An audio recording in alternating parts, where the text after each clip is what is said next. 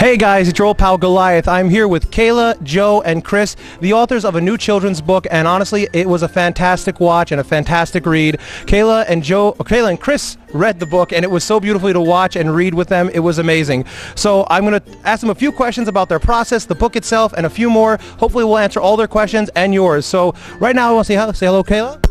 Hello. Pass it on to Joe. Hello there, my name is Chris. All right, we're going to start with the main guy right here on the far end. Chris, I got to ask you, tell us more about your what made you make this book? Like, what were you sitting home one day, and how did you come up with this? How did the book become reality? Well, I don't think it happened in one day. I think it was spawned over maybe many years, even possibly decades. I know I got interested in computers as far back as I can remember in the 5th grade when they were introduced into our school with the Apple IIgs, you know, with the big 5 1/4 floppy drives. Remember those? Yeah. Yes, right.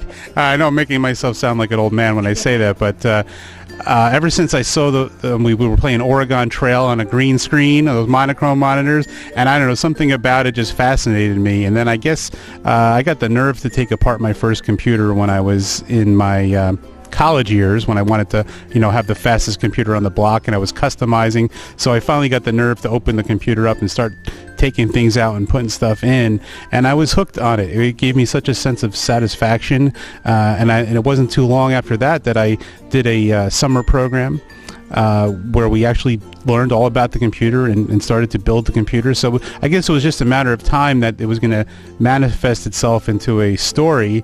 So I guess it was always there, and it we just had the time and the manpower and woman power to do it. So here it is. So that's a really amazing story to honestly share with us. It's amazing how the mind can think and look at a computer and think the human body is almost similar to that. It's really amazing. But I want to talk to the artist real quick too. I gotta say, what brought you guys to Chris? Like Joe, have you guys known him longer? Or like Kayla, how did you guys track each other down using Craigslist or Facebook or any social media? So let's hear how Joe. Outback Steakhouse. I guess the story starts with me, actually. So it's funny you mentioned Craigslist because I found the summer camp through Craigslist. Yes, go Craigslist. So during this program, I was teaching some game design programs as well as graphic design and website design. And when it was my turn to teach the game design classes, Dr. Chris over here, he was also getting into teaching it. They contacted me since I already did it for 1 week, and so I was showing the ropes. I think it was just called Game Maker. Yeah, it was called Game Maker. We met a couple times after that, going through the process on how to use this program. And then afterwards, we basically stayed in contact, and we basically talked to each other again about a year later when he came up with this book idea. And I was like, ooh, that sounds very interesting. And so we met again at the orientation. And that's when I invited Joe. And that's his part. Yeah. So, Kayla was trying to get me a job there. She brought me to the orientation before everything was actually accepted and everything. So I was kind of taking risks. I ended up teaching that summer. I was listening to Kayla and Chris talk about like the book, and I was overhearing it. So I was really intrigued about it. So I went over to go and see like what exactly was going on. So I was really interested in it. I really liked the idea of the story, pushing like teaching kids on how to like build computers and having them truly understand it. So I just put in my little input. I wasn't even like trying to be a part of it. I just said like, what if you use 3D in like the dream states? And like Chris was like so excited about that. He was loving it. We wanted to show the contrast between regular life with Artie and him transferring into the dream world. And then because of Joe's talent with modeling the 3D, I remembered over the summer I was just randomly taking pictures of computer parts and texting it to him, and the next thing you know, he would turn it into this what would you say, like I send you a picture of an LED, and the next thing you know, it's coming to life in the computer. So he's pretty much a wizard with It's called magic. Yeah, honestly, when you guys get a chance, please check it out on Amazon. It is an amazing book to read. The pictures are amazing to look at. I mean, I don't even need the story. I just want to look at the pictures. They're that well portrayed. But the storyline itself was fantastic about him going off into the dream world. I got to say, though, was there a lot of studying being done on the human anatomy, like trying to say, okay, the brain is like a RAM, the motherboard is like the brain, the CPU? Like, how did you sit there and do all this? Well, yeah, I think that goes back to when I was doing the summer camp. You know, you have to try to teach it to little kids and make it so that they can understand it. So I tried to think of all the analogies between the computer and a human body, something they might already know. For example, everyone knows that when you touch something hot, you pull away. Well, why is that? Because of your nervous system. Well, that's pretty much what the motherboard does. It carries the messages like the nervous system. Everyone knows how their memory works. You know, you could probably remember what you had for breakfast today. I don't know, maybe. But the short-term memory, right? And then tomorrow, if I ask you that question, you might not know. Right. So the more comparisons we made, in fact, if I go back in my archives of the lesson plans I did, you'll see like the picture of the power supply, and then you'll see the heart, because everyone knows what the heart does. So if you compare it to a computer part, I think they walked away sort of having a basic elementary knowledge of how the computer worked. And using those analogies, I thought, was what made it accessible to students of that age. Very cool indeed. With that being said, do you think that possibly, I'll get all three opinions, do you guys think you might come together down the road when the book becomes a multi-million-dollar, I see this in movie theaters and stuff, you know, is there going to be a sequel, like he gets a laptop, a tablet, a Kindle, maybe? Will there be, what are you guys' opinions on this? What do you guys think? Would you want to do a sequel to this? We'll start with Kayla and work our way down.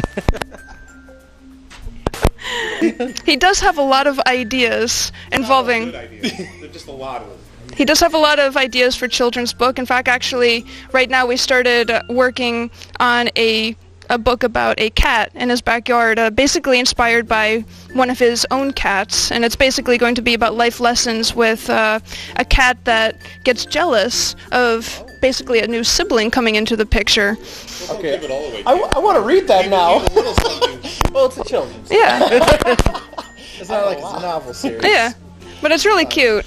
But like, as for the future, like, I really want to do more stuff with Chris, like, especially when it comes, like, to animating. If he ever wants to, like, do, like, promotional stuff, like, we can do, like, 3D animation things or, like, anything like that, because, like, I love the 3D anime. I love working with 3D, and, like, Kayla knows how animating is. It's so, like, therapeutic to do it. And Jody's 24 frames for 1 second. That's 2D. Yeah. 3D uses 30. 60. Well, it's better to go off of 30 frames. That's true, 30. It's like 60's a little excessive. Of the artists. Yeah. 3D, 2D, who will Standard when you render videos at 30. It's at 29.94. I started a conflict. Yeah. I want to add one more thing Yeah. before we go. I want to say thank you to Kayla and Joe, because I really could not have done the book without them. And on a personal note, I know we butt heads a few times when doing this project, but I learned a lot about my personality and how to work with others. And I learned how to work with artists, which is something that I think we all could learn from. I mean, I'm a very rigid guy. Like, I had it all laid out, like, oh, by this day, this will be done. By this day, this will be done. And artists pretty much work on a different level. That we'll do it when we get it done, and it'll get done when we get there. So I just had to learn to relax and put my faith and my trust that they would do it when they were good and ready to do it. And I want to thank them because they did an awesome job. Usually when artists work, we usually go off of, like, when do we need it done by? what is the deadline? Yeah. The book is on Amazon, guys, and it's Are You My Motherboard? Look at this. This is beautiful. You can find it on Amazon for Barnes & Noble, and he's in retail stores, $14.99, guys.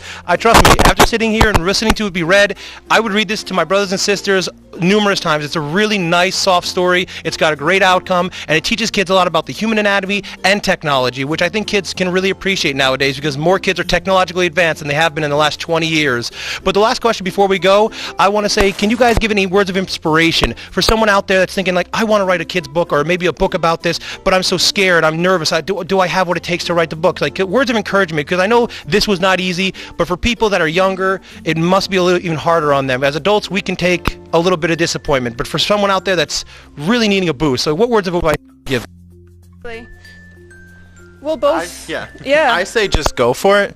there's no harm in trying something. Any idea is a good idea, especially if you like have an idea and you say, oh, that's never going to work, and then you see someone else do it. That's going to feel so bad. You want to push for it. Just do it. Like there's nothing wrong with at least trying. Yeah. And another thing I want to add to that actually is like all ideas come from other ideas. So if you feel like your story is like, oh, it's too much like this cartoon or too much like this movie, it's okay because every idea starts somewhere. And in fact, all those movies and all those cartoons and TV shows, they're inspired from other stories. It's just a matter of how do you tell that story? How do you design those characters? I think a good example of like a good idea is Fantastic Beasts. Is that written by her? Who is Fantastic Beasts written by? Fantastic. Harry Potter woman. Oh yes, the Harry Potter. So she's writing that one. Who did she also do the spin-off, or was that someone else? To be honest. You have no idea? Because I know that there are series that people are doing spin-offs of other stories, and they're just writing in their own view, but it's not written by the original author. And there's nothing wrong with that because you're just creating your own world, the things that you want into it. Yeah. And I'll just add one more thing. If you're looking to write your own story and you're not 100% confident in what you're doing, don't be afraid to ask for help. You have the editor, the publisher there with you. You have your illustrators there who will spawn more ideas. So you're not in it all alone, and don't try to do it all by yourself. Ask for help, and you will be thankful that you did, and you'll get a great sense of satisfaction. All right, guys, this is Goliath from ARK Studios signing off. Again, I want to thank Chris, Joe, and Kayla for allowing us to do an interview with them. It was a magical time and a great time to read. So remember, guys, go to your local library, check out books, check out some authors you never heard of, because you never know. You might pick up a book that'll be on the next bestseller list. Thank you guys so much. Thank you guys so much. We'll talk to you guys later. Have a nice day.